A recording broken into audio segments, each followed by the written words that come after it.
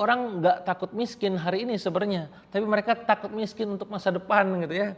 Nah, maka sekali lagi ini yang membuat orang lain akhirnya, maka masalahnya bukan orang tidak punya uang sebenarnya, masalahnya adalah uang mereka sudah punya tujuan ya, akan dialokasikan kemana. Ini nah, maka musuh terbesar penjualan hari ini bukan kompetitor BDW, tapi kebingungan calon pembeli.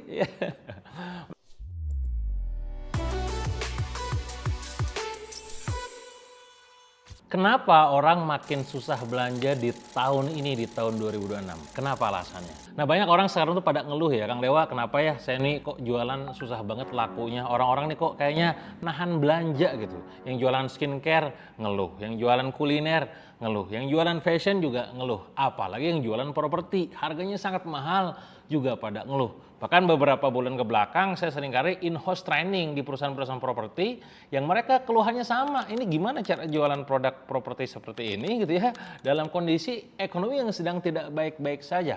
Padahal kalau kita ngomongin soal tentang jumlah penduduk Indonesia, jumlah penduduk Indonesia itu makin tahun ya, makin hari makin nambah ya. Dan internet, kalau ngomongin akses internet itu juga makin cepat. Orang-orang bisa belanja di marketplace, di TikTok, ya di Shopee, di berbagai macam platform bisa makin mudah. Dan balik lagi, pertanyaannya adalah kalau orangnya makin banyak, kenapa ya kira-kira belanjanya mereka ini kok kayaknya tuh makin nahan gitu ya, makin sedikit. Nah, maka di video kali ini saya akan bongkar kenapa kiranya di tahun 2026 ini menjadi salah satu yang memang menjadi challenging ataupun menantang buat kita semua sehingga orang-orang itu kok pada nahan untuk belanja. Uang orang habis untuk bertahan hidup alias untuk survive gitu ya. Di saat orang lain sekarang pada saat bisnis tuh ngomonginnya scale up, mungkin itu cocok untuk beberapa tahun yang lalu. Tapi untuk tahun ini ya, orang tuh benar-benar nahan banget pengeluaran. Dulu orang bekerja itu untuk hidup. Sekarang banyak orang bekerja untuk bisa sekedar bertahan hidup yang memang dalam kondisi benar-benar terstandar.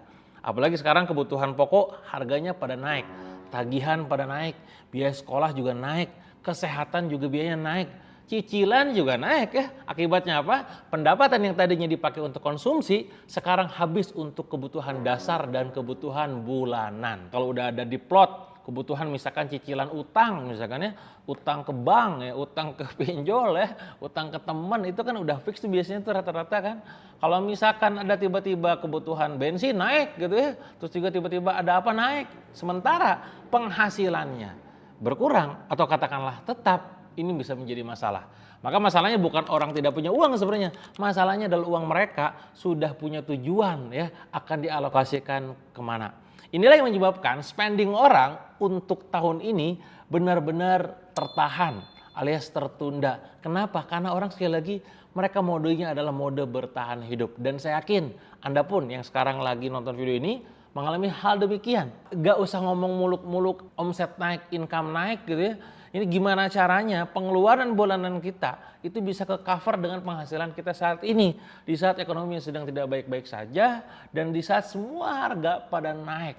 Belum lagi ngomongin soal pajak. Intinya adalah orang habis itu duitnya untuk sekedar bertahan hidup. Poin nomor 2, orang makin takut dengan masa depan kawan-kawan. Ada fenomena menarik. Banyak orang sebenarnya sih pada punya uang ya, tapi mereka memilih untuk menyimpan. Karena mereka takut dengan yang namanya ketidakpastian, terutama buat mereka para pegawai.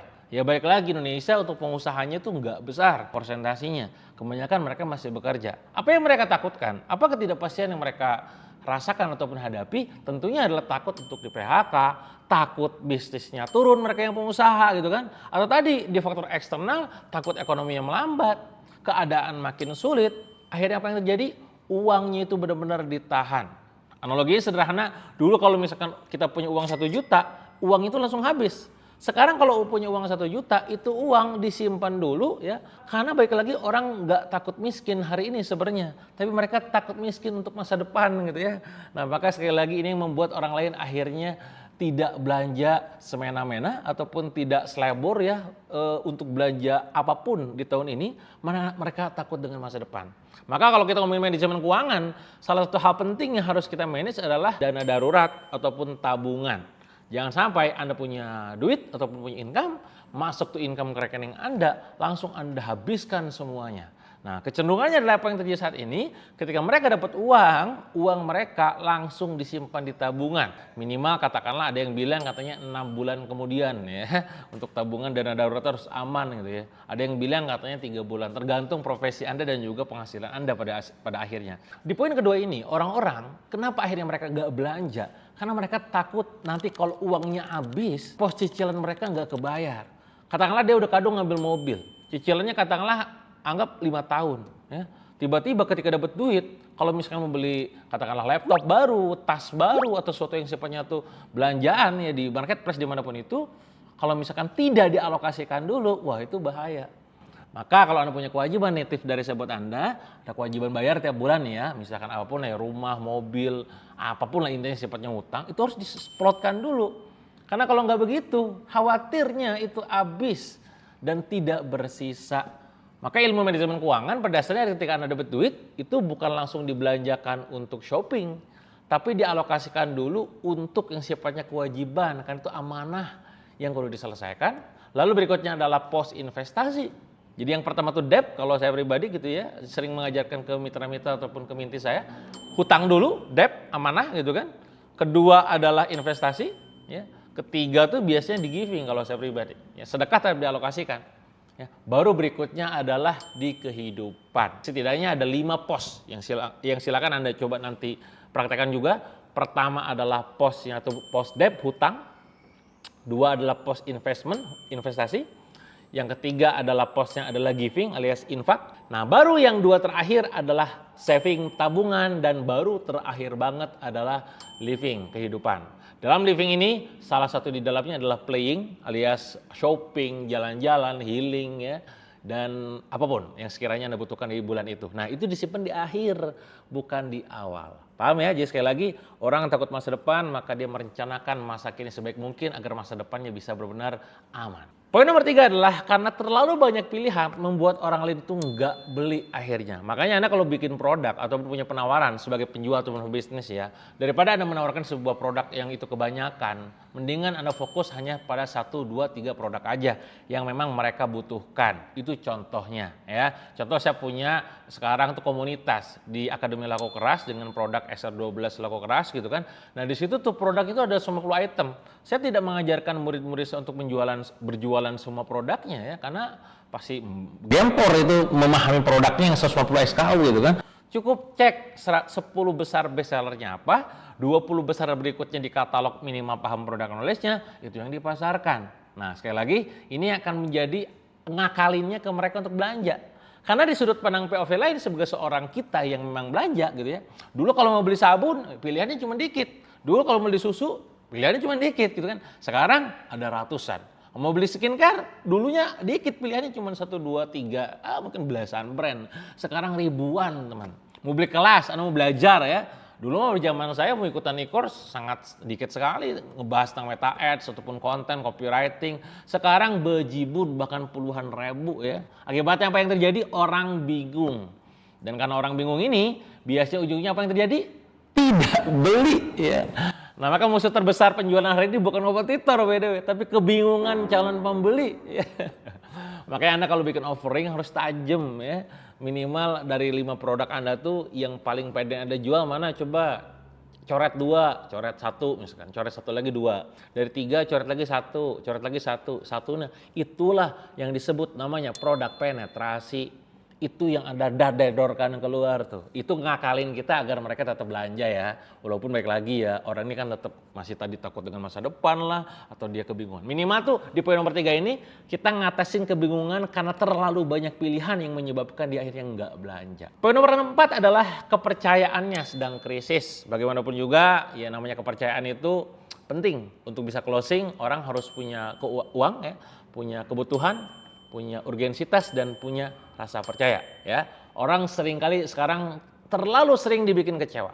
Beli online ketipu, beli produk tidak sesuai, overclaim, ikut bisnis ini zonk, ikut investasi ini ngilang ya. Akibatnya apa? Mereka lebih hati-hati, lebih lama dalam mengambil keputusan ya, lebih banyak dalam bertanya, dan lebih susah percaya. Apalagi produk yang Anda jual itu produk mahal ya, jualan produk mahal atau misalkan peluang usaha Ya tentu nggak bisa dalam 1-2 step chat closing. Beda kalau Anda beli makanan, beli seblak, lagi lapar gitu, pengen pedas-pedas gitu di jalan raya beli seblak gak usah mikir, bener nggak? Cuman 10.000, 5.000 selesai gitu kan. Tapi kalau kita mau beli handphone, cek dulu ya testimoninya, ratingnya, rekomendasinya, mau beli laptop baru speknya kayak apa, cocok nggak buat saya. Mau join bisnis baru, saya mau join bareng Kang Dewa nih, bentar dulu jangan-jangan nipu lagi nih orang gitu-gitu ya. Itu akan selalu ada. Cek kiri, kanan, belakang gitu ya. Cek di sosmed, cek di YouTube, cek di Google, cek di Instagram, cek di TikTok, dan itu wajar banget. Dalam dunia digital marketing itu disebut dengan namanya customer journey. Jadi sekali lagi, di era sekarang yang paling mahal bukan produk, tapi kepercayaan. Itu nomor 4. Nah maka supaya orang tidak krisis terhadap kepercayaan terhadap kita, yang benar kalau jualannya jangan overclaim, jangan manipulatif gitu kan. Intinya apa yang Anda sampaikan itu yang harus Anda tunaikan. Poin nomor 5 yang juga tak kalah penting teman semua adalah sekarang sosmed ini membuat orang merasa miskin. Kenapa kira-kira? Akhir-akhir ini saya sering bikin konten tentang bagaimana kita melihat perbandingan kehidupan kita dengan kawan-kawan kita di sosmed ya. Pokoknya seakan-akan ya begitulah ya. Kalau kita orang tua seakan-akan kita gagal, kalau kita pasangan seakan-akan kita gagal, kalau kita berbisnis kayaknya gue gini-gini aja deh gitu. Kayaknya gue bukan siapa-siapa gitu. Nah ini menarik ya. Banyak orang yang sebenarnya hidupnya itu sebenarnya udah cukup, tapi merasa kurang karena orang melihat di luar sana di sosmed, orang liburan, orang beli mobil, orang pamer omset, ya flexing, pamer profit, ya dari segi screenshot dan duit-duit itu, akhirnya muncul apa? Kecemasan finansial.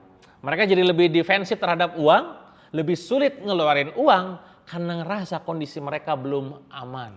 Itu yang membuat akhirnya untuk belanja, tar dulu kayaknya belum pantas saya gitu ya. Nah itu perasaan itu yang muncul di orang-orang yang sekarang secara keuangan dia nahan-nahan untuk belanjain produk, apalagi produknya bukan produk kebutuhan. Kalau produknya keinginan yang kayaknya nggak penting-penting banget, ya udah makin-makin tuh. Untuk bisa mengatasi ini, nah maka Anda harus selesai dalam diri Anda sendiri. Kapan Anda harus berkata cukup gitu ya. Dan kayaknya kebutuhan hidupku tuh cuma segini doang. Sisanya itu adalah keinginan. Ya gitu-gitu ya. Itu harus paham tuh. Dan poin nomor 6 yang terakhir adalah orang tidak mau beli produk. Mereka maunya adalah beli solusi. Apa itu artinya? Ini bagian paling penting untuk pebisnis terutama ya. Orang masih belanja sebenarnya, tapi mereka lebih selektif. Mereka akan bertanya, apa manfaatnya buat saya? Apakah masalah saya bakal selesai? Apakah ini worth it buat saya untuk belinya, untuk membeli produk itu gitu ya. Kalau jawabannya nggak jelas, mereka nggak akan beli. Jadi sekali lagi, yang sepi itu bukan pasarnya. Sekali lagi ya, pasar mah ramai, udah namanya pasar gitu kan. Yang sepi itu adalah penawaran kita yang tidak relevan dengan mereka. Nah maka bikinlah sebuah penawaran yang relevan buat mereka. Anda buat segala macam cara, gimana caranya, kontennya, copywritingnya relevan dengan mereka. Dan Anda harus cek, testing. Kalau dalam dunia digital marketing, ada yang namanya TOTE, test, operate, test, execute, ataupun exit. Cek dulu nih, kayaknya konten ini nggak pas nih, nggak relate, ganti. Tes ini konten ini tidak relevan, ganti. Penawaran ini kayaknya kurang cocok nih, kurang nih, ganti dan seterusnya.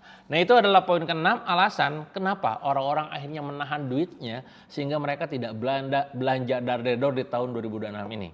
Jadi kenapa sih orang itu masih susah belanja di tahun 2006? Kesimpulannya teman, ya tadi bukan karena mereka nggak punya duit, mereka tuh punya duit. Tapi karena apa? Biaya hidup naik, ketidakpastiannya meningkat, pilihannya terlalu banyak, kepercayaannya menurun, kecemasan finansialnya itu adalah meningkat dengan melihat orang lain fenomena di luar gitu kan. Dan mereka makin selektif dalam membeli. Dan inilah pelajaran terbesar bagi pebisnis gitu ya. Kalau dulu cukup menjual produk aja, sekarang Anda harus menjual rasa aman. Kalau dulu Anda cukup menawarkan diskon aja, sekarang Anda harus mulai menawarkan solusinya seperti apa. Karena di tahun 2026 ini yang menang bukan yang paling murah tapi yang paling dipercaya. Kalau Anda sebagai seorang pebisnis, reseller, UMKM ataupun owner bisnis yang merasa jualannya masih tadi ya terhambat, coba boleh share di kolom komen ya bagaimana yang terjadi dengan perusahaan Anda. Dan kalau misalkan ada yang request khusus materi tertentu yang perlu kita bahas juga di video berikutnya, feel free untuk komen di kolom komen juga. Semoga itu menjadi bahan pertimbangan buat kita di kedepannya. Sampai jumpa di video berikutnya. Jangan lupa subscribe.